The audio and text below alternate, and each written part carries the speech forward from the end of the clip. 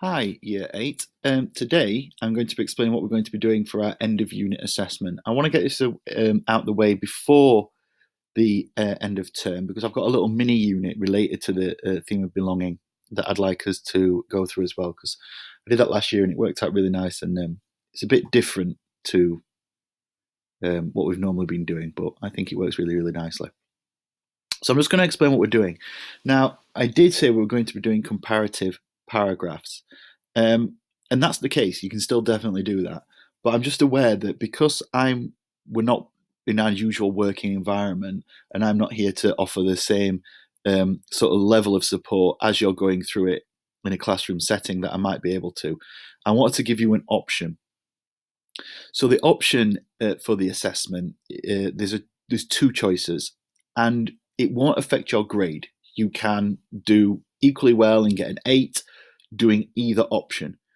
However, if you feel that you can handle doing the comparative, I would like you to have a go at writing a comparative essay for the simple reason that I think it's really, really good practice for what you're going to have to be doing in your GCSE and further on into IB as well. All right. Now, I know we're only in year 8, and that seems a very, very long way away, but practicing these skills is really, really crucial. And we've worked hard to do some good comparison this term, so I think it'd be a shame if we didn't actually use it in our assessment. That being said, if that's going to be a little bit difficult for you or you don't feel secure doing that and you think you're not going to do very well as a result, then I will allow you to just do a straight pair of P paragraphs, just like we did for our last assessment. So it's just working on the feedback from that and just making sure that we can do an even better job this time. Okay, so there are two choices. Option 1, or option A, as I'm called it, is to do the comparative analysis, which was the original plan. And option B is to just do 2 normal P paragraphs, no comparison, just about one text. All right. I'll explain all this as we go through the task. The reason I've done this on video, so if you're confused or you're unsure, you can go back to this and it will be very, very clear about what you're going to do. So please have a look at this before you start emailing me with questions, because it's likely that I will have answered them here. All right. Of course, I'm happy to help if you need it. So the goal of the assessment is to compare or analyse how writers have used different genres to explore ideas about belonging and exclusion. You're doing this as a literary student, and I'm going to be reading it, so I'm your literature teacher. The situation is going to be as though you were writing a piece of academic literature coursework, which you will be doing in year 9, and then in year 10, it will actually count towards your GCSE.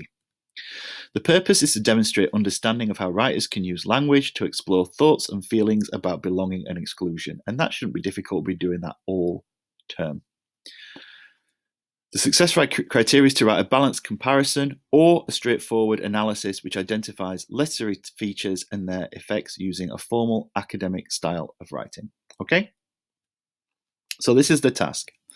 You're going to write an essay comparing 2 texts of your choice or a straightforward analysis of one text that we've covered in the unit of work. So you can compare 2 or you can just look at 1. Just a reminder, the texts that we've considered this term are The Outsiders, Ready Player One, Yuba City School, Island Man, Initiation, and most recently, The Rules of the Game.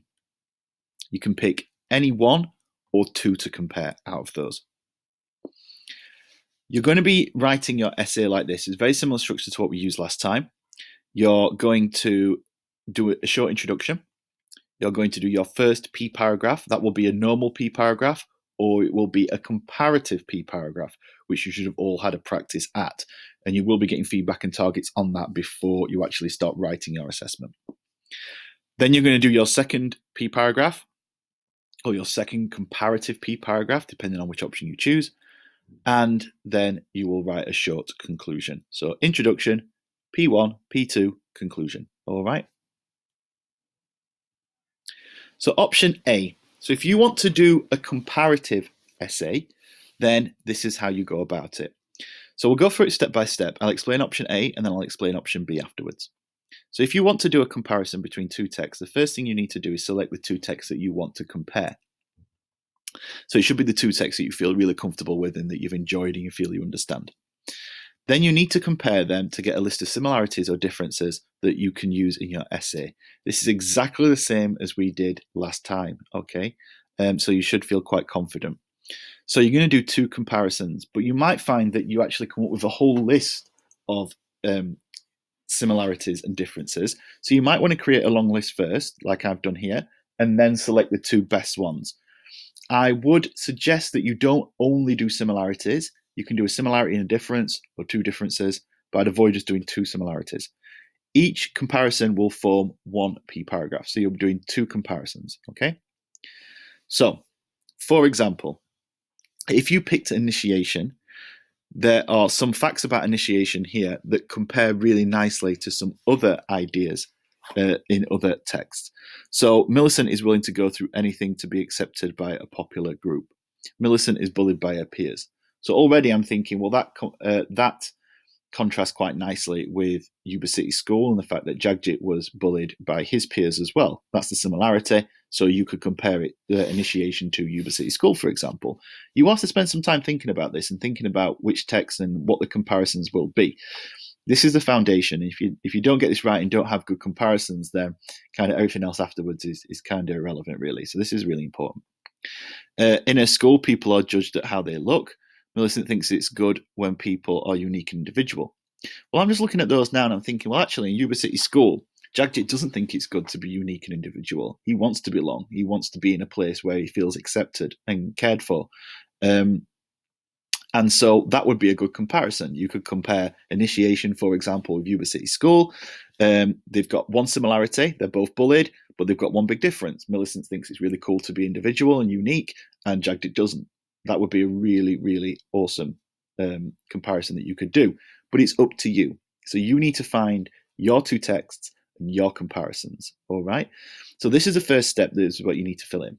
Now, if you do not want to do a comparative essay and you just want to do a normal analysis essay using P paragraphs like we did with our villains coursework, then you go to option B. And all you have to do with option B is just select your points. All right. So this is the question you need to answer. What does the text tell you about the theme of belonging? So you can write as many points as you wish, and then maybe pick the best 2 for each of your P paragraphs. Okay. So here's an example that I put together, again, based on initiation. So the story shows how some people are willing to go through awful things in order to be accepted in a particular social world. That would be a really good point for a paragraph. Millicent lives in a social world where people are judged as belonging by their appearance. And again, that would work really nicely for a P paragraph. People that belong to a certain social world can feel superior to those that do not. Again, that would make a really cool P paragraph. Millicent thinks it's good when people are unique and individual. And the short story explores the importance of being individual as well as fitting in.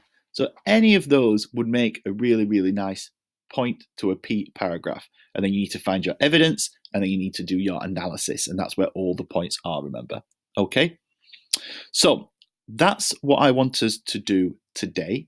I want us to select which option we want, option A, comparative, or option B, just straightforward analysis. And then what I'd like you to do is I'd like you to think about your points, okay? What are you going to be comparing, or what are your points for your P paragraph? The reason I'm giving you a whole lesson to do this is because it will require a lot of thought if you're going to do this right. If you rush this and just pick anything, then it's going to be a bit of a problem and you're going to find it difficult. This is the foundation and you need to spend some time on this, making sure you're really, really happy. Now, if you want me to check your points or you want me to check your comparisons, then I'm happy to do that. If you've got, say, 3 comparisons and you don't know which 2 to pick, then you can ask me for my advice and I'm happy to help you, okay? So that's what I want us to get done today in today's session. It's really, really important that we do this properly and well. And if you are having problems, come back to this video. And if it still doesn't quite make sense, then you can email me. Okay, thank you very much.